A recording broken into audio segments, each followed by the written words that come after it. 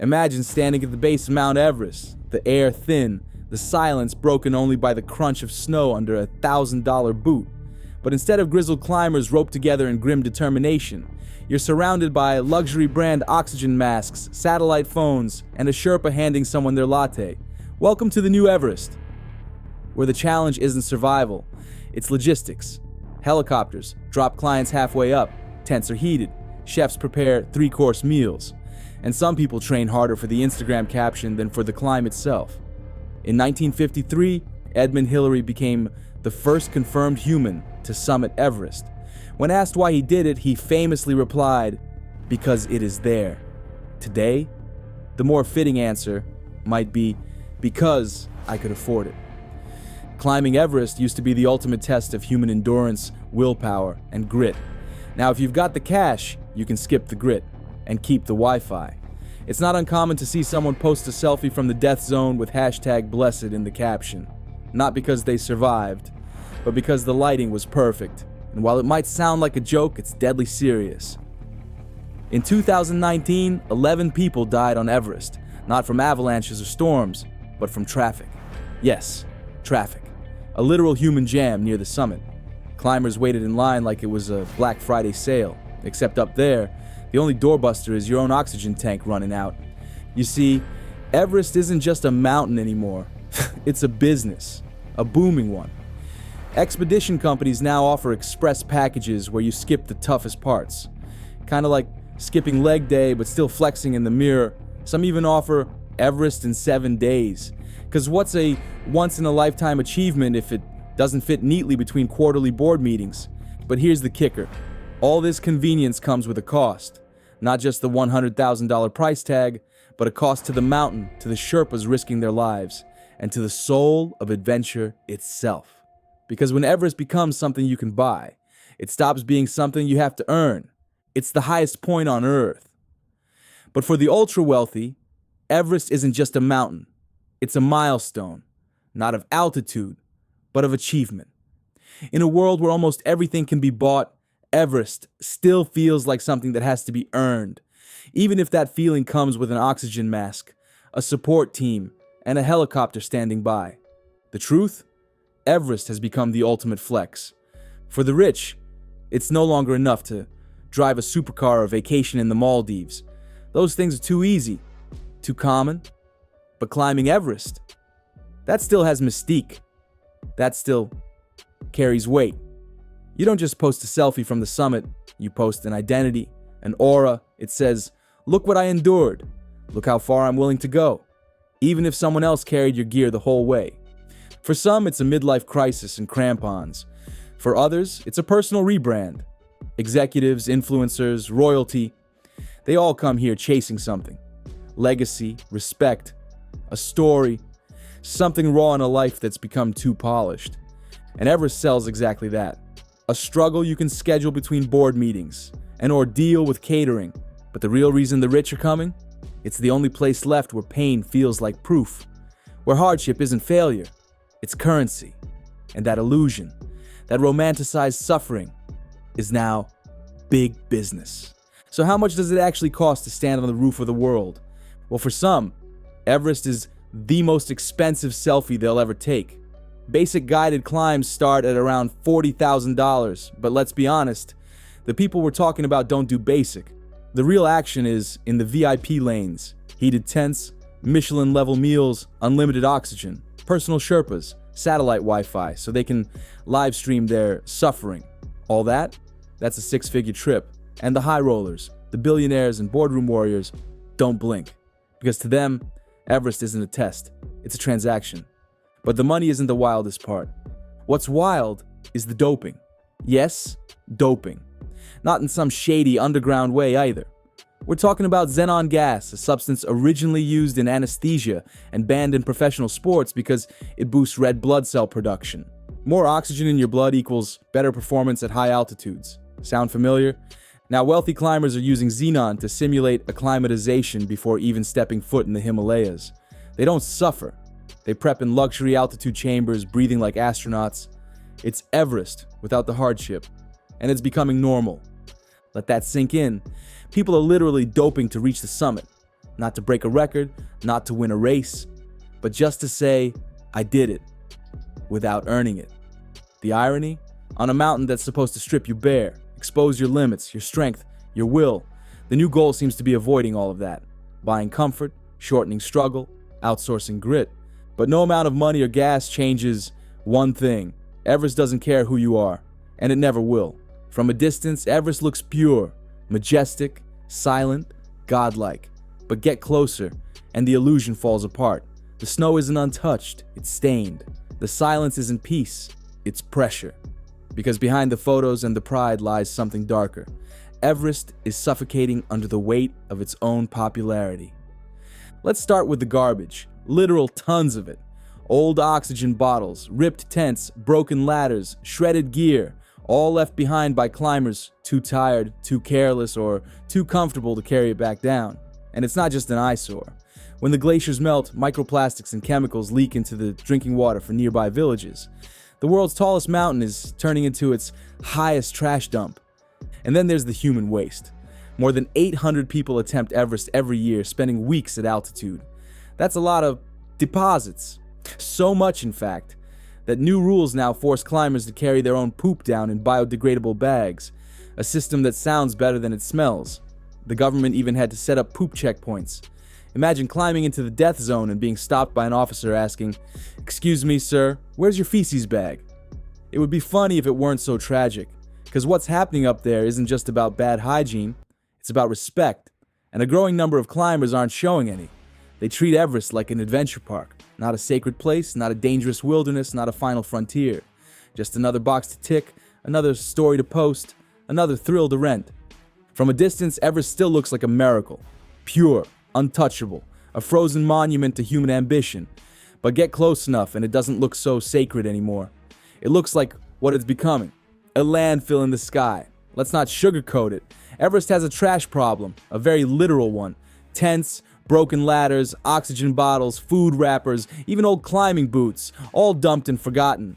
The more climbers that come, the worse it gets.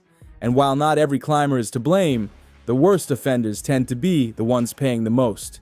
The ultra-wealthy arrive with massive expedition teams, crates of supplies, personal chefs, and a level of comfort that feels more suited to a ski resort than a sacred peak. But what they bring up, they rarely bring back down. When your Everest experience includes a heated tent and someone to carry your espresso machine, taking responsibility for your own garbage or your own human waste doesn't exactly rank high. And yes, let's talk about that too. Over 800 people spend weeks on the mountain each year, and all that time at altitude means thousands of kilos of human waste. The glacier has become a frozen sewer, and now, in a move that would be hilarious if it weren't so disgusting, climbers are legally required to carry their own feces back down in biodegradable bags. The same people who pay $100,000 for a deluxe summit are now hauling poop bags in their designer gear, assuming they even carry them at all. But this isn't just about garbage, it's about respect, or the lack of it, for the mountain, for the Sherpa people, for the idea that Everest is still something sacred. And while everyone who climbs has a responsibility, those with power, privilege, and private helicopters have no excuse. They're not just climbing Everest, they're consuming it. This mindset, this sense of entitlement, doesn't just leave a mess. It creates danger. Sometimes, fatal danger. At 8,000 meters, the human body is dying. Slowly. Inevitably. It's called the death zone for a reason, because above that line, survival becomes a countdown. Every breath is a battle. Every step is a gamble. And up there, even the smallest mistake can be fatal. Now imagine being stuck in a traffic jam at that altitude. That's Everest today. Dozens, sometimes hundreds, of climbers lining up for the summit like it's a theme park ride. You wait for hours in temperatures that can flash freeze skin in seconds, your oxygen running low, your brain fogging with every step, and many of the people in that line, they don't belong there. Not physically, not mentally. Some don't even know how to clip into a rope. This is where the luxury culture turns dangerous. When people with no experience buy their way to the top, it puts everyone around them at risk, especially the Sherpas. These men and women aren't just guides, they're lifesavers. And too often, they're forced to babysit clients who shouldn't be anywhere near the mountain.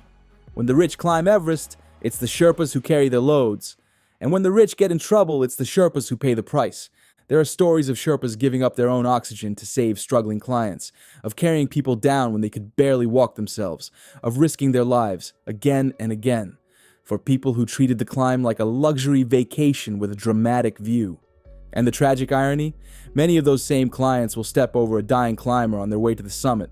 Because when you've paid $100,000 to stand on top of the world, turning back is bad business, even if someone else is gasping for their last breath right next to you. This isn't what Everest was meant to be, and it begs a hard question. When getting to the top becomes more important than coming back down, what have we really conquered? There was a time when climbing Everest meant stripping life down to its barest elements: cold, fear, hunger, and the constant whisper of death.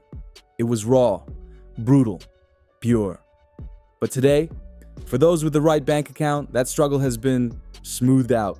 Climbers now arrive in Kathmandu on business-class flights, are whisked to base camp by helicopter, and step into expedition tents outfitted like boutique hotel rooms, heated floors, down mattresses, gourmet chefs preparing seared tuna and warm apple pie at 17,000 feet. The mountain hasn't changed, but the way we climb it, that's been completely redesigned for comfort. And it's not just the food. Elite clients get private weather briefings, custom oxygen delivery systems, and daily health checks by in-camp physicians. Some bring personal photographers to document the hardship, curated, of course, between hair tousles and staged grit. And if there's danger ahead, no problem. Helicopter lifts can bypass the most treacherous sections, like the deadly Khumbu icefall, completely. Yes, you can now skip parts of Everest, like comfort cells, safety cells, but most of all, status cells. Clients don't want to climb Everest, they want to arrive at it, preferably without the frostbite. But while the meals are hot and the tents are warm, something else is quietly freezing beneath the surface, the soul of the mountain. The hardship that once defined Everest has been replaced by convenience. The suffering, outsourced, the glory, streamlined. While some climbers sip cappuccinos in heated dining tents and FaceTime from the base of the Hillary Step, there are still those who take a different path. One that doesn't come with porters for pillows or chefs for snacks. These are the climbers who don't just go to Everest, they climb it. Slowly, painfully, honestly. They train for years, studying weather patterns, mastering crevasse rescue, enduring altitude sickness on smaller peaks, before even dreaming of Everest. Their journey is one of suffering, uncertainty, and grit. It's not about a bucket list. It's not about branding. It's about pushing against their own limits. And sometimes not making it. You won't see these people with logo-heavy gear or 5 camera setups. They aren't chasing likes. They're chasing something much harder to define.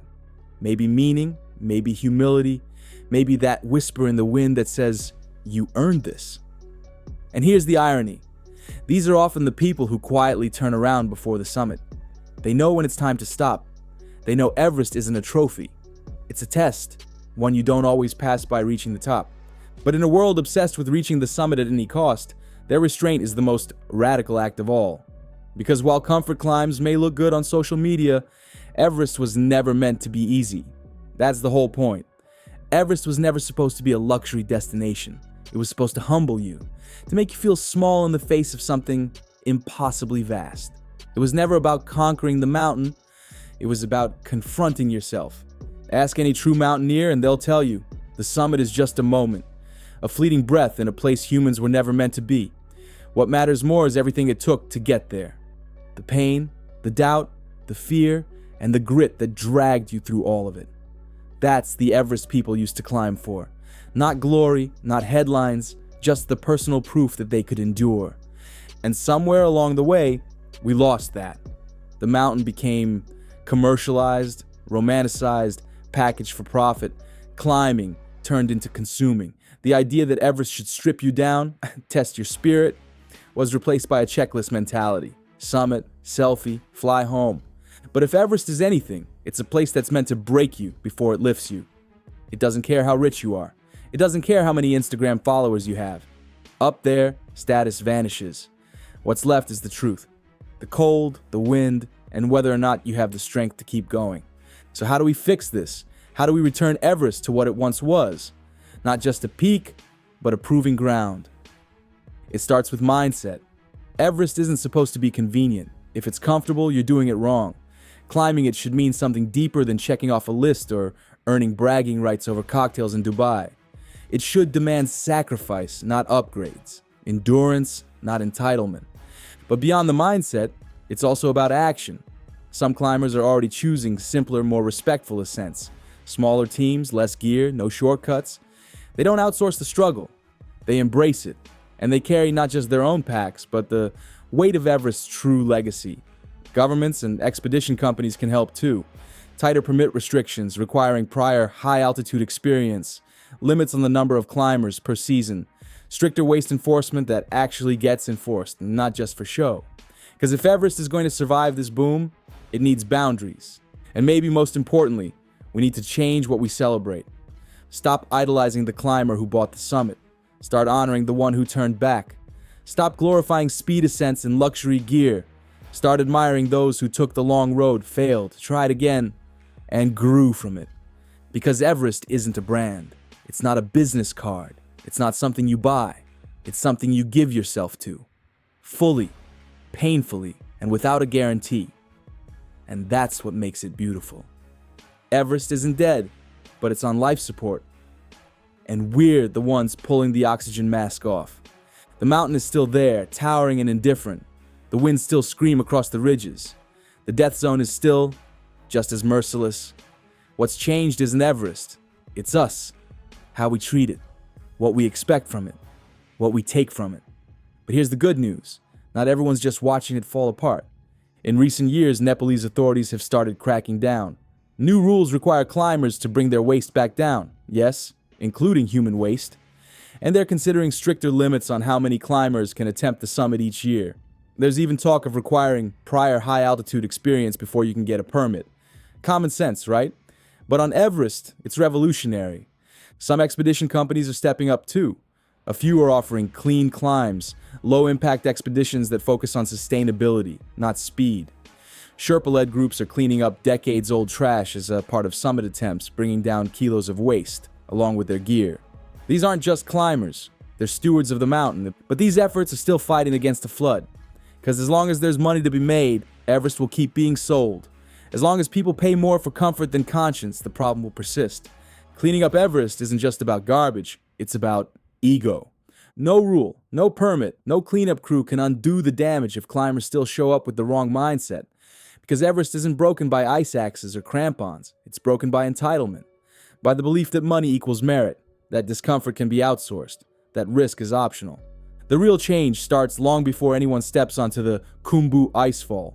It starts in training, in education, in humility, in understanding that when you climb Everest, you're entering a place where humans don't belong, and the only thing more dangerous than the mountain is disrespecting it.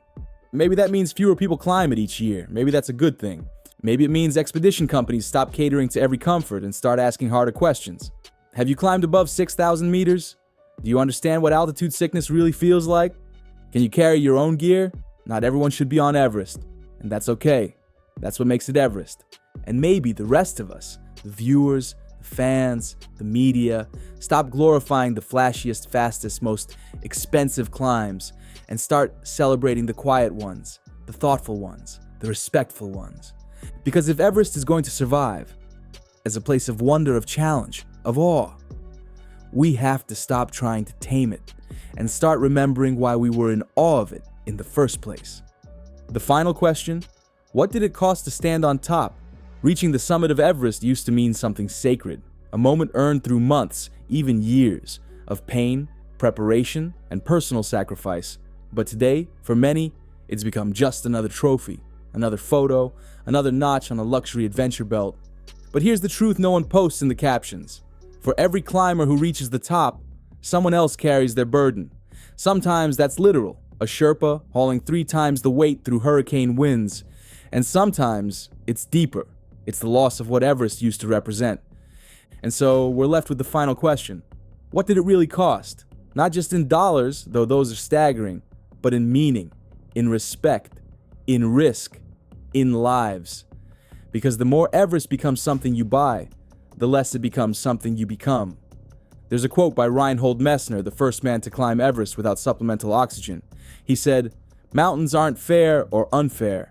They're just dangerous." And maybe that's the point. Everest was never meant to be fair. It was meant to be earned.